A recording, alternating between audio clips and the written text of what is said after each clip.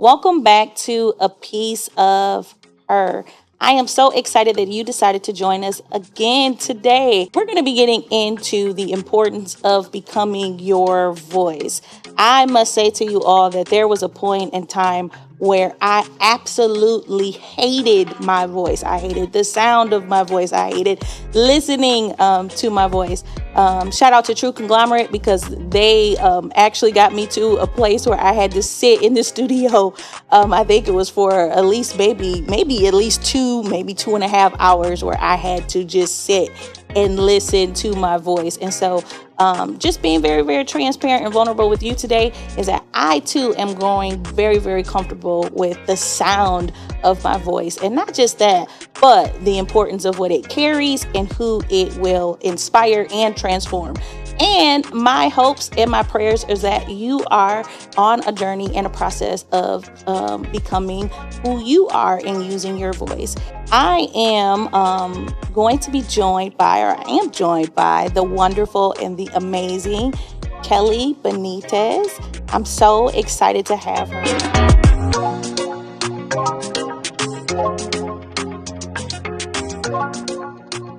And so, Kelly, thank you so much for joining me today at A Piece of Her. How are you doing today? Thank you, Latoya. I am doing great. I feel so honored to be here today to have this conversation with you. Yes, absolutely. I met Kelly probably, I don't know if it was, what was it, 2 months ago, 3 months ago?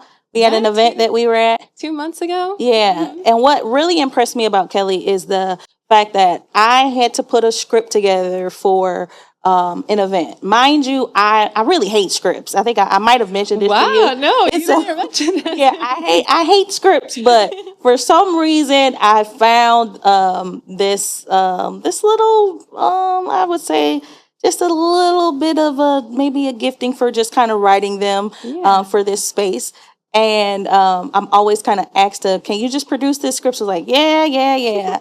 And so when I had to write this script for the gala that you were emceeing, you arrived early. And so you arrived early. I love that. It reminds me of myself. I think we've had some conversations about just the importance of just walking into an environment and being able just to feel the room and just to be very, very comfortable. So I automatically picked that up with you. And I was like, okay, she must be the MC. And so we had some correspondence via email, but when you came in, kind of came over and introduced myself to you.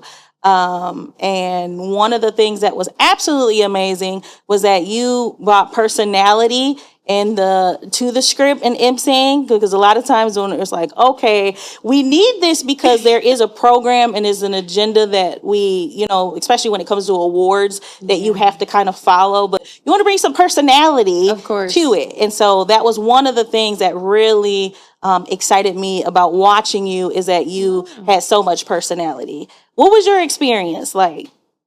Meeting you? Well, at the actual event and your experience of all of that. So that was my first time ever actually emceeing an event. So I really didn't know what to expect. Oh, wow. And I think out of nervousness, I showed up super early because I just wanted to, like you said, feel the environment, feel the room, feel the energy, kind of get myself locked into the headspace of being able to do a good job as an MC. But I'm really glad that I showed up early because it allowed me to have a conversation with you, and that kind of, sparked our connection and how we've continued to stay in each other's lives, which I'm very grateful for. Which is amazing because I didn't realize, you are an alumni, but you're still taking classes at Gateway, and you are at Parkside. So we had some connections that way too. It's like, oh yeah, that's my alma mater, Parkside. But then you were in I believe, the marketing program, right?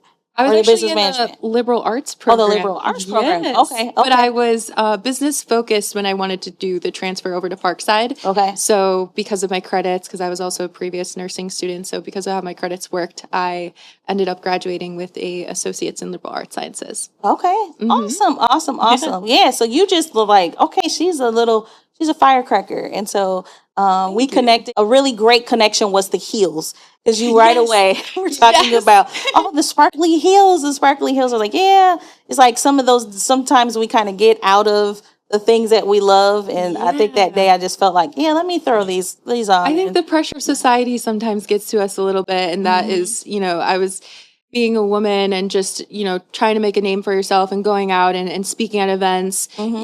There's a pressure to almost kind of fit a mold. Right. And so seeing you be so powerful and so in tune with who you are and expressing that really inspired me. Wow. And even our conversation when we had first met was very brief. We really didn't talk too much in depth about who we are as individuals or anything. But I just felt this like magnetic like pull that we were meant to meet and we could bring value to each other's lives. Yeah. Because you had mentioned that you are an author, you go and speak at leadership events, and those are all things that I have thought about doing for myself. So I was like, wow, like this is really great. And then I took the leap of faith and I was like, I wonder if she would be willing to work with me on my talent for Miss Racine. And by my surprise, you said yes. And we've come up with some pretty great work together. Yes, I'm excited about that work too. Like I'm excited about the journey and the work and just the overall connection. Yes. And so it's like, yes, I will help you, with this talent. And then once you share it, which we're going to get into that, once you shared what that talent was, I was really, really, really, really excited and like, yes, go Kelly, go Kelly. So if you can, just tell the audience a little bit about yourself, like who is Kelly, and we're gonna get into the who. Yes. But who is Kelly Benitez? So let me think here. I grew up very self-conscious, very insecure, very unsure of who I was for a majority of my life. And I feel like because I always asked myself why things were happening, that curiosity really drove me to try a bunch of different paths. So originally, when I graduated high school, I was going to go into the United States Navy. I had enlisted. I thought that was going to be my path for the next 7 to 8 years. Someone was going to tell me what to do, where to go, all of those things, because I really didn't know those answers myself. So I chose that path. It didn't work out. And then I tried another one. I went to school for nursing at Gateway, which then led me to, I went through a very, very low point in my life after losing a very close loved one, which then left me in a poor mental space and I failed out of the nursing program. So then I was like, okay, I need to take another turnaround at things. And I waitressed. I worked at a pumpkin farm. I applied to be a 911 operator. I tried to become a flight attendant. I even tried to be a crew member on a cruise ship. I worked at a hospital in the emergency department for about 4.5 years. I got my certification as a CNA. I tried a bunch of different things to avoid going back to school because I really didn't want to. I ended up landing a job as a life insurance agent and I sold life insurance for 6 months. And that's where I really found my love for business.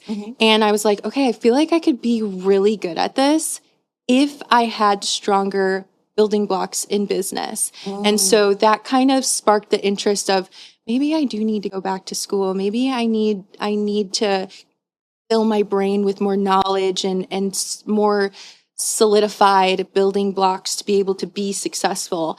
And that's when I took a leap of faith and I really talked with my parents and I told them like, I want to focus on school full time and go back and really make this work and make something of myself. And going back to school was probably the best decision I made at 24 years old, which is a very non-traditional age to go back and earn a higher education degree.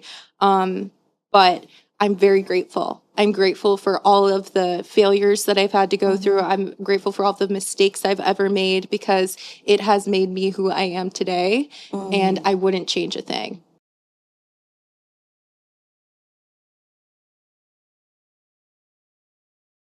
Willingness to try and okay, that didn't work. Okay, let me get out there. I always say that there's we have to embrace that evolution of ourselves and don't be afraid to try. And I want to let someone know today, don't be afraid to start over. And so you see that you took paths and okay, that didn't work. It's okay. Let me start over. Well, I will say it didn't start like that. Okay. Failure was, when I was younger, failure was the only option I would accept. And so it actually deterred me from trying a bunch of different things. Yes, I ended up trying to make career paths in many ways, but every time I got told no, Okay. it took me months to rebuild the confidence again, to rebuild the reassurance, to try something new.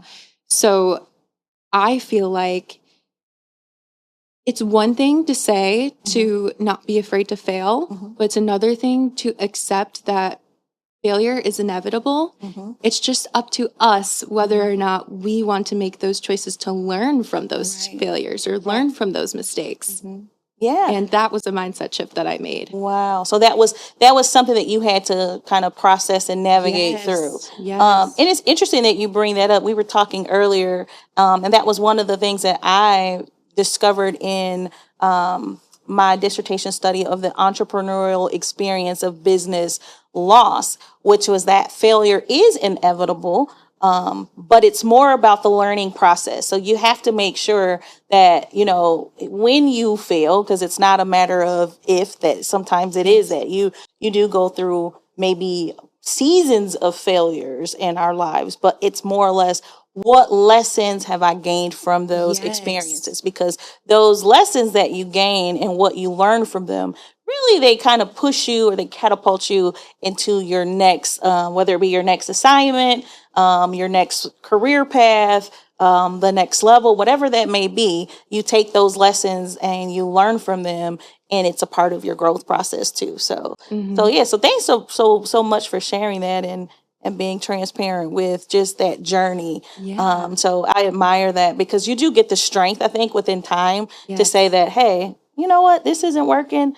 Let me try this over here. And so now you see yourself in this space where it sounds like you're really, really excited about where you are at, the journey that you're on, the path to your next. Right now, you are in this really exciting journey of Miss Racine, the Miss Racine pageant, and that's scheduled for December 6th. I got it locked in. Yes, don't forget. Yes, Saturday, right? Saturday, December 6th. And so I want to kind of spend some time talking about the voice, our voice. Yes. And what I love about you, and I do want you to kind of share, if you want, because I don't want to, share too much, do too much oversharing. But sometimes it's almost like a discovering who we are, but sometimes our voice, like finding our voice. And so when you shared with me your talent, I don't know, I might have got the impression that others might have felt like, well, this is not the traditional sort of talent, which is using your voice as a talent. And I think I said to you something like, well, you've met the wrong person, because you definitely, you've met the right person to help you in that. Definitely you can use your voice as a talent and as an instrument, and so what led you up to discovering that you could use your voice as this instrument and this talent, not just to make a sound, but just to bring change, into impact, and just to help people from the points that they're at? I would say when I first went back to school and I was in my first semester taking one of my first few business classes, I had this professor, Kelly Brand, actually, who... shout out to Kelly. Yes. I love Kelly. Me too. She's great. She actually was the first person in my new journey who saw a lot of potential in me when I didn't see it in myself. And she encouraged me to have conversations with other students in my class, which then slowly built my confidence up to be able to say, like, well, maybe I could take on a leadership role in something that I'm passionate about, which is video games. I love playing video games. I was a competitive Fortnite player. So that's like one really big thing about me. And my first semester competing as a Fortnite player, I was humbled so quickly. That was a incredible experience, but it taught me that, okay, maybe I'm not a competitive video gamer, but I feel like there's other ways that I can help this club and continue to be a part of it. And that's when I noticed the lack of social media presence that the club had. So I went to a club meeting and I raised my hand and I was like, hi, I've looked at the social media, I've looked at your Instagram, I've looked at your Facebook, all of the things. I was wondering if you were looking for a student to help run those accounts. And I've never run a business account. I've never run an organization's account. I've only ever had my personal accounts, but I felt like I had a little more to offer than what they were already putting out. So I wanted to put the offer on the table and they said, yes, go ahead, run it, do it. And I was the only one on the media team at the time, but it has now been almost a year since I've been the social media manager, and we have tripled in numbers. We are one of the biggest clubs at Gateway Technical College now, and I have built a media team of 8 other students. So that was Kelly. Thank you. That was a product of Kelly Brand, because she took the time to express to me the potentials she saw. And she took the time to have conversations with me, and she took extra meetings during her breaks to meet with me and be a mentor in a sense and guide me in a certain direction. Because I am the first woman in my immediate family to pursue a higher education, and being not only the first one, but also there being such a big gap in between years of when my parents went to school and when I'm in school, that things have changed. The processes have changed, the systems have changed. And so I really didn't have anyone to look at when I decided to go back to school. And I'm so grateful for my relationship with Kelly, because she has really helped me throughout this last year of figuring out my new journey and what I want to do with my degree and what I want to achieve. That's so amazing, because as a first generation from my immediate family as well too, college student, it's like it's amazing because you'll have people who are placed in your life that helps you navigate. Like you have Kelly. I can remember just as being a teenage mom, I thought my opportunities were over. There was a Beth Ann Banks that helps me sit down and say, okay, this is how you do this. This is how, because I didn't have, parents that may have been able to, that they had that knowledge to help me kind of navigate those processes. So it's amazing how people show up, or they're inserted into your life to help you navigate what, you may not be accustomed to knowing, or people around you may not know. And so that's amazing. Kelly is awesome. I don't know if you know, but I'm embedded in her courses. Yes, you're the success coach. The success coach. So I work with a lot of, so we have these conversations all the time. And so actually your name has came up recently. So we're going to be talking about on a phenomenal project that we're working on and that we want you to be a part of. So when I saw your name, I was like, yes, I know Kelly. I was like, Kelly and I are working on a project together. She's doing X, Y, and Z. And Kelly was like, she is amazing. And so, shout out to Kelly, because she is an amazing instructor. And you're right. Yes. She has so much passion and is such a great leader herself. So it's something that students are able to learn and grow from, just how she has so much compassion and care for her students. So that's amazing. I kind of want to parallel, you had mentioned how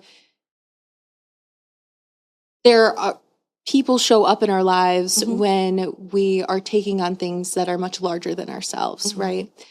When I was thinking about competing for the title of Miss Racine, I was like, okay, this is something I want to do, but how am I going to prepare for this?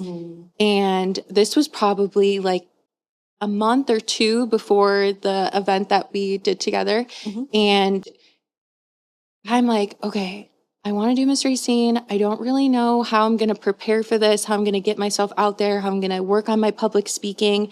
And then the opportunity came about of me emceeing that event. And then the opportunity came about where I got to meet you.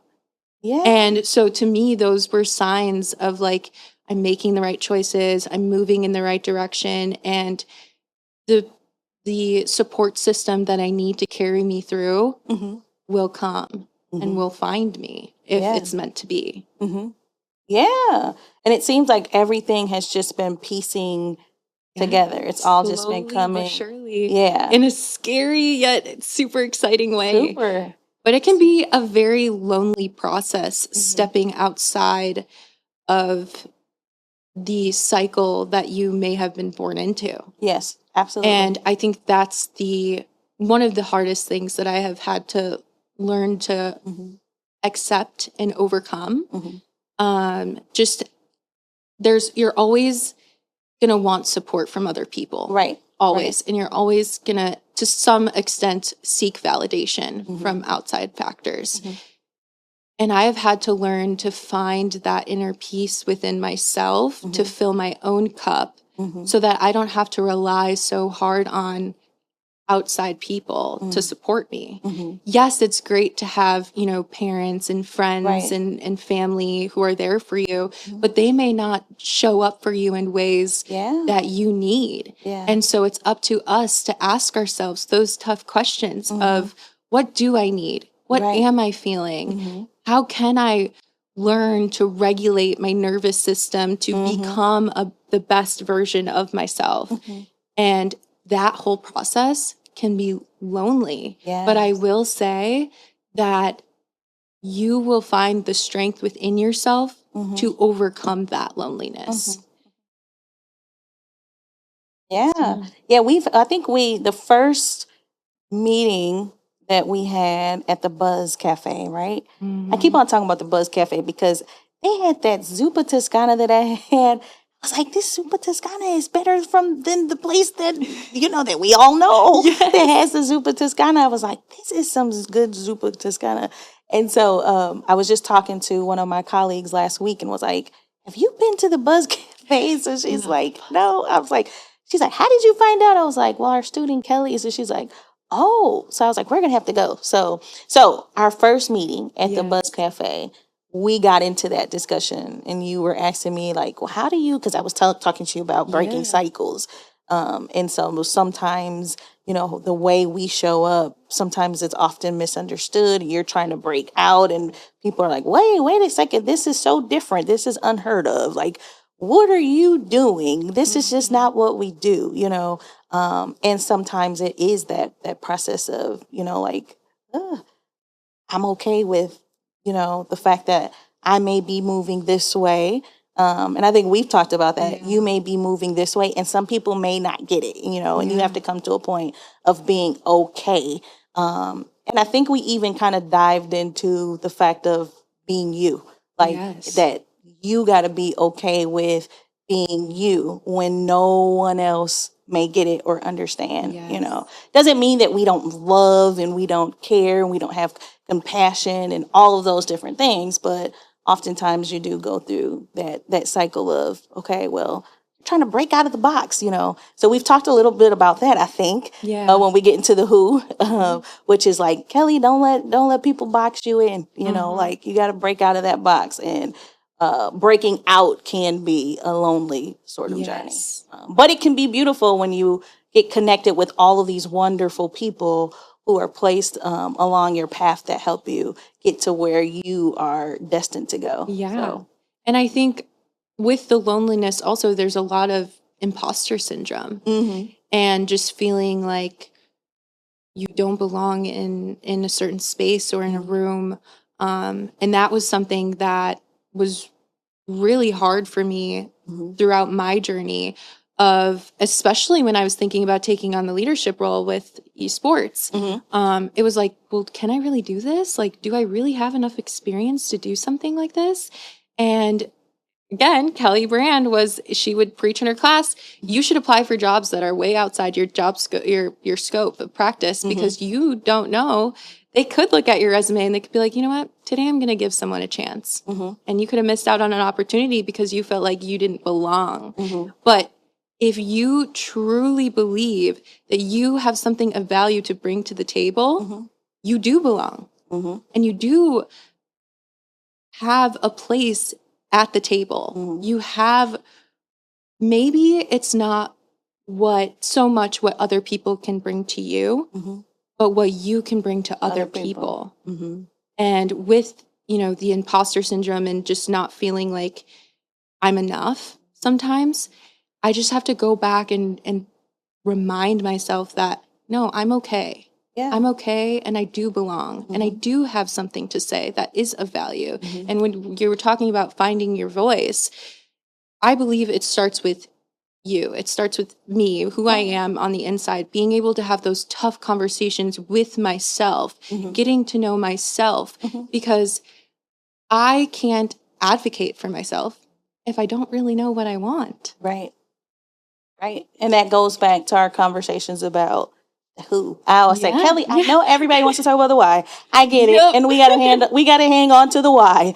But at the end of the day, when the road gets rough and heavy, things become very heavy, you have to know who you are so that you're able to move forward in the why. When we fall, when we feel as though we've been pushed to the side or whatever, we still have to remember the who so that we are able to rise. And so it's just been some really, really great conversations that we've had, and we've just really, really, really connected. And what you really bring out to me is just the importance of mentorship.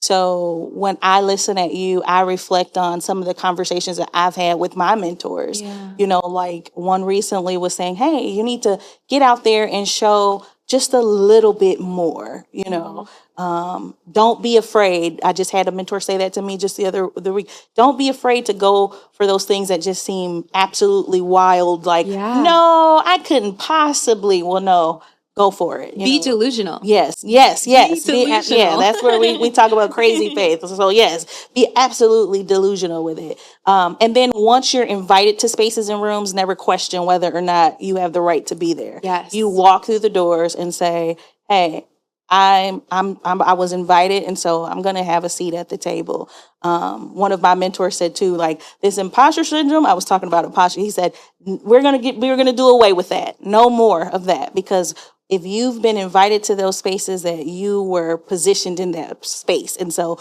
when you walk through that door, you start saying, I belong here, and then there's another part of that, which is a whole different podcast, a whole different conversation that we'll have to have, is what happens when you have to build your own tables, because sometimes that is what you have to do too. Is like, okay, you know what? It's about building. And so I'm going to build my own tables, right? And invite and inspire and encourage other people to join and have a seat at the table, particularly those who may have not been invited to other spaces, so come on, let's teach others how to build the tables too, to help others as we were once helped by our mentors. Yep.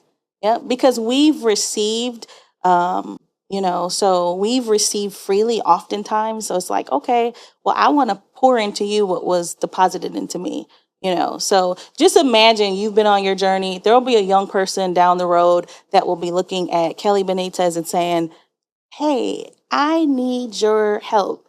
And you'll be able to sprinkle a little bit of this and a little bit of that and a little where you've come along this journey.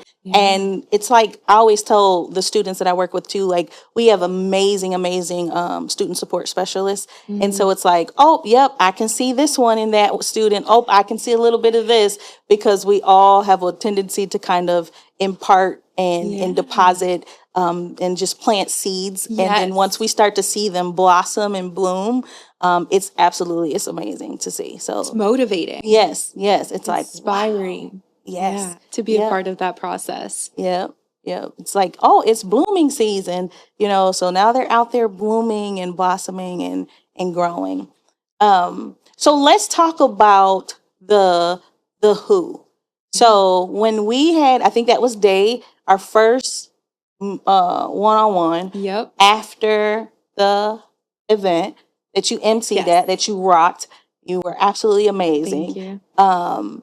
We met and you had a phenomenal piece that you had written. So I loved it. But as I sat there with that awesome Zupa Toscana, as I sat there, I kept saying, like, something is missing. Yes. This is good, Kelly. And I really appreciated the fact that you reminded me of myself because you're such a sponge. So you're just like leaning forward, like, yes, Latoya, tell me, what is it that you see?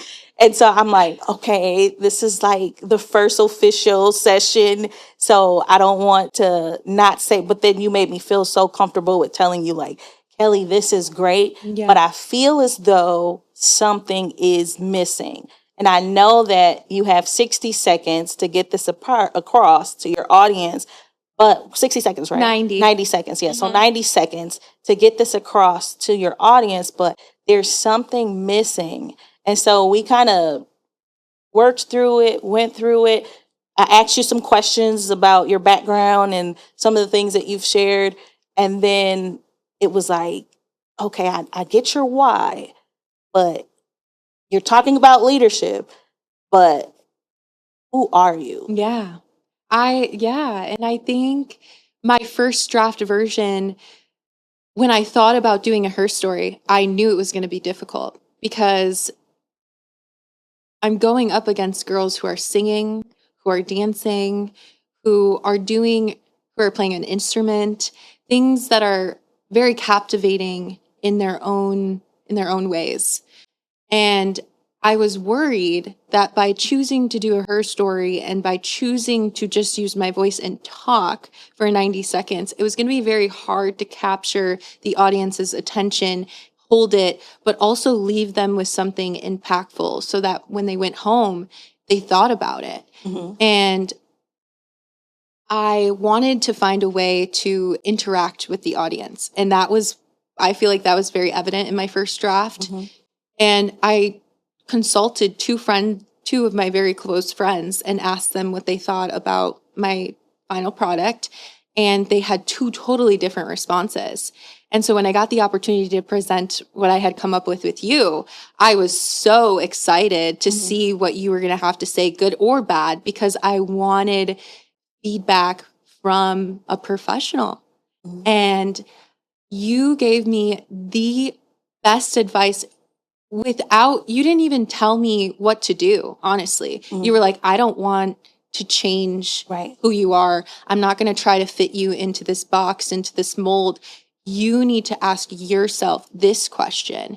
And it was probably like the last 5 minutes of our meeting together, where you were like, listen, there's who, what, when, where, why.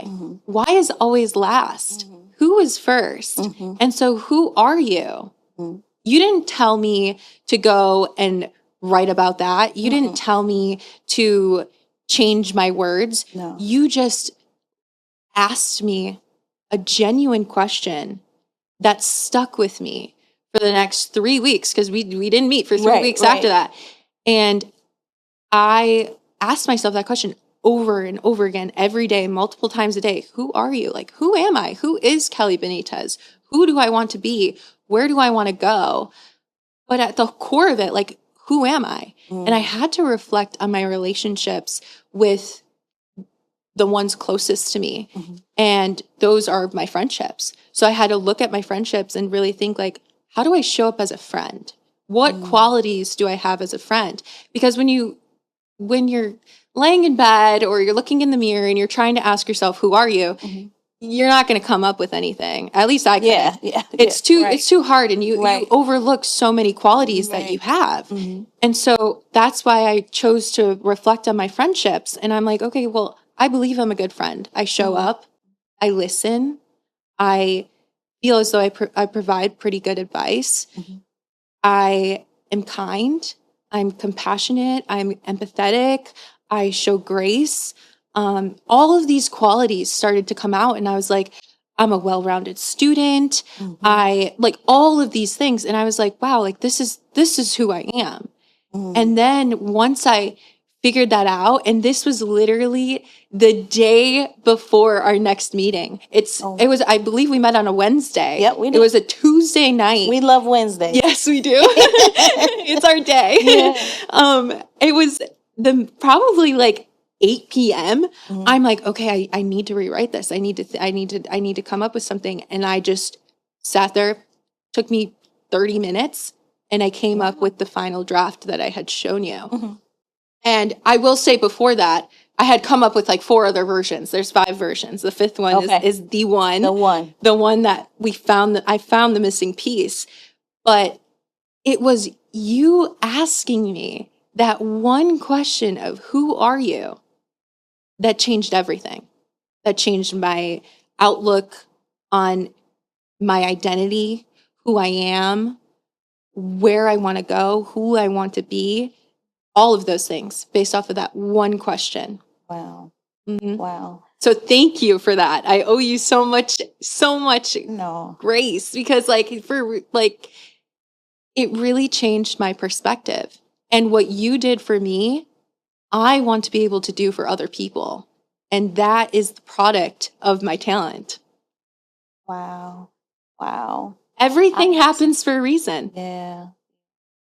And I'm so blessed and so humbled that you know, like it really changed when I saw you light up, and then it sent chills through me when I heard it, and then because you did the video, and then you put some music behind it and all of that, and it was just like, oh my God. And you even asked the question like, I think you said, was it recommended that you put the music behind it? Yes. And I was like, yes. Yes. And then we started talking about, and when you're crowned, this is what we're going to do for, Miss Wisconsin. And this is how we can take it to the next level, So all of the vision started to come, and it's like, oh, I got to step back because this is you, you Kelly. So yeah, so I'm so very, very, proud of you and excited for you in this journey, because you did just spark just from that.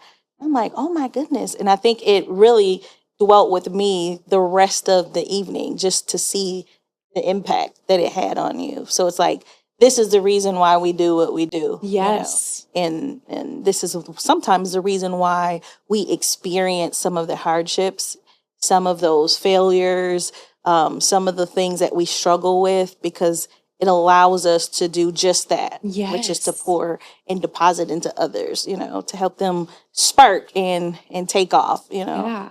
So most of our conversation when we first met was about ourselves and like getting to know each other. And we really did, even though it was a meeting to talk about my talent, we didn't really talk too much about it until the very end. Yeah. And I feel like because we opened ourselves up and we were honest and we had those deep conversations, it created that trust to be able to get us to the point of coming up with that final thing. Yeah.